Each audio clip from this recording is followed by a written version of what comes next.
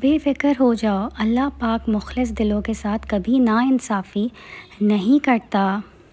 دو چیزیں بڑی اہم ہیں، اللہ کا ڈر اور اللہ کا در۔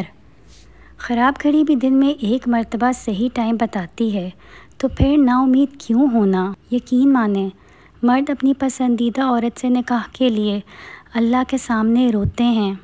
اللہ تعالیٰ سب جانتا ہے کہ آپ کے ساتھ کیا ہو چکا ہے اور کیا ہو رہا ہے، تو بس صبر کرنا سیکھ لیں۔ جب آپ اللہ تعالیٰ کی رضا کے لیے صبر کرنا سیکھ لیتے ہیں تو اللہ تعالیٰ بھی آپ کو وہ سب عطا کر دیتا ہے جس کے لیے آپ صبر کر رہے ہوتے ہیں۔ جو بھی پڑھتا ہے ہو جاتا ہے دیوانہ تیرا، جانے کیا بات ہے قرآن تیرے سپاروں میں۔ کوئی تمہارا دل دکھائے تو ناراض مت ہونا، کیونکہ قدرت کا قانون ہے، جس درخت کا پھل زیادہ میٹھا ہوتا ہے لوگ پتھر بھی اسی کو مارتے ہیں۔ لوگ کہتے ہیں اپنوں کے آگے جھک جانا چاہیے، میں کہتی ہوں جو کوئی اپنا ہوگا وہ آپ کو جھکنے ہی نہیں دے گا۔ کائنات میں بہترین جوڑے وہ ہیں جو ایک دوسرے کو ایمان کی طرف لائیں اور دونوں ایک دوسرے کے لیے جنت میں جانے کا سبب بنیں۔ کبھی تم دوسروں کے لیے دل سے دعا مانگ کر دیکھو، تمہیں اپنے لیے دعا مانگنے کی ضرورت نہیں پڑے گی۔ کچھ چیزیں نصیب اور حقیقت دونوں میں نہیں ہوتی، لیکن اللہ پر توکل اور یقین سے سب ہو جاتا ہے۔ اللہ فرماتا ہے تم صبر کی انتہا کر دو، میں معجزوں کی انتہا کر دوں گا۔ ناراضگی ظاہر کرنا دل میں برائی رکھنے سے بہتر ہے۔ کبھی اپنی زبان سے کسی کا عیب بیان نہ کرو، کیونکہ عیب تم میں بھی ہیں اور زبان لوگوں کی بھی ہے۔ کاش وہ آج خود رابطہ کر کے کہے میرا بھی دل نہیں لگتا تمہارے بغیر۔ قرآن پاک میں مرد اور عورت کی دوستی کا ذکر کہیں بھی نہیں ہے۔ اس متعلق اللہ پاک نے فرمایا اور جو تمہیں پسند ہے اس سے نکاح کرو۔ جب بھی کوئی پریشان ہو تو اس کو نصیحت نہیں کرتے اور نہ ہی حقیقت پسندانہ تجزیہ دیتے ہیں، بلکہ خاموشی سے اس کی سن لیتے ہیں تاکہ اس کا دل ہلکا ہو جائے۔ تم خود کو پاک مت کہو، تم میں سے نیک آدمیوں کو اللہ جانتا ہے۔ ایک شخص نے ایک کتے کو دیکھا جو پیاس کی وجہ سے گیلی مٹی کھا رہا تھا۔ اس شخص نے اپنا موزہ لیا اور اس سے پانی بھر کر کتے کو پلانے لگا، حتیٰ کہ اس کو خوب سیراب کر دیا۔ اللہ نے اس شخص کو اس کام کی قدر کی اور اسے جنت میں داخل کر دیا۔ من پسند شخص کا آپ کے لیے فکر مند ہونا دنیا کا سب سے قیمتی احساس ہوتا ہے۔ تجھے یوں سمیٹ کر رکھوں میں خود میں، تیری خوشبو بھی بکھرے تو میری حدوں میں۔ ادب حاصل کرنا سونا حاصل کرنے سے بہتر ہے۔ اپنے بچوں کو ادب سکھا کر انہیں فائدہ پہنچاؤ۔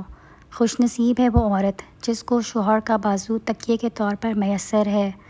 محبتیں تو زوال میں نبھائی جاتی ہیں، عروج میں تو پرائے بھی اپنے بن جاتے ہیں۔ تجھے چاہ کر کیسے کسی کی چاہ کروں، تجھے بھول کر کیوں خود کو تباہ کروں۔ تو زندگی ہی نہیں عشق ہے میرا، کیوں اور کسی کو سوچ کر میں گناہ کروں۔ یقین رکھو کہ ہم تمہاری طرف سے ان لوگوں سے نمٹنے کے لیے کافی ہیں جو تمہارا مذاق اڑاتے ہیں۔ کتنی عجیب ہوتی ہے انسان کی فطرت، نشانیاں محفوظ رکھ کر انسان کھو دیتا ہے۔ مرد کبھی بھی ایک ہی عورت کو دوست، محبوبہ اور بیوی کا مقام نہیں دے سکتا، کبھی بھی نہیں۔ اسے دوستی کے لیے کوئی اور، محبت کے لیے کوئی اور بیوی کوئی اور چاہیے ہوتی ہے، اور عورت پاگل سارے مقام ایک ہی مرد کو دے بیٹھتی ہے۔ جب کسی کو کسی سے رشتہ ختم کرنا ہو تو سب سے پہلے وہ اپنے زبان کی مٹھاس ختم کرتا ہے۔ مجھے ان رشتوں کا کوئی احترام نہیں جنہوں نے میرے والدین کو تکلیف دی۔ پریشانی خاموش رہنے سے کم، صبر کرنے سے ختم اور شکر کرنے سے خوشی میں بدل جاتی ہے۔ ایک عمر وہ تھی کہ جادو پر بھی یقین تھا، ایک عمر یہ ہے کہ حقیقت پر بھی شک ہے۔ زندگی میں ایک ایسا شخص ضرور ہونا چاہیے جو حال پوچھے تو اسے سچ بتایا جا سکے۔ ہمارے حصے میں آیا ایک بانٹا ہوا شخص، اس سے ہم سے عزیز اور بھی بہت تھے۔ دل کو تیری چاہت پہ بھروسہ بھی بہت ہے اور تجھ سے بچھڑ جانے کا ڈر بھی نہیں جاتا۔ شکایتوں کی بھی عزت ہوتی ہے، یہ ہر کسی سے نہیں کی جاتی۔ بابا جی کہتے تھے بیٹا، محبت یہ نہیں کہ ایک دوسرے کو ذہنی مریض بنا دیا جائے، بلکہ محبت تو ایک دوسرے کی تھکاوٹیں سمیٹ لینے کا نام ہے۔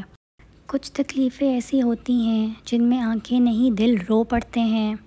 دنیا میں ایک باپ ہی ایسا انسان ہے جو چاہتا ہے کہ میری اولاد مجھ سے زیادہ کامیاب ہو۔ محبت کچھ الگ سی ہے میری تجھ سے، تم خیالوں میں ہی نہیں دعاؤں میں بھی رہتے ہو۔ سب بھول گئے بھول جانے دو، سب یاد کریں گے مطلب کے دن آنے دو۔ اندر سے ٹوٹا ہوا انسان باہر کے لوگوں کے بھی کسی کام کا نہیں رہتا۔ ایک جملہ میرے میاں کے نام، تم میری وہ عادت ہو جو میں چاہ کر بھی نہیں چھوڑ سکتی۔ روٹین کی باتیں سننے اور کرنے کے لیے ویڈیو کو لائک اور چینل کو سبسکرائب کریں۔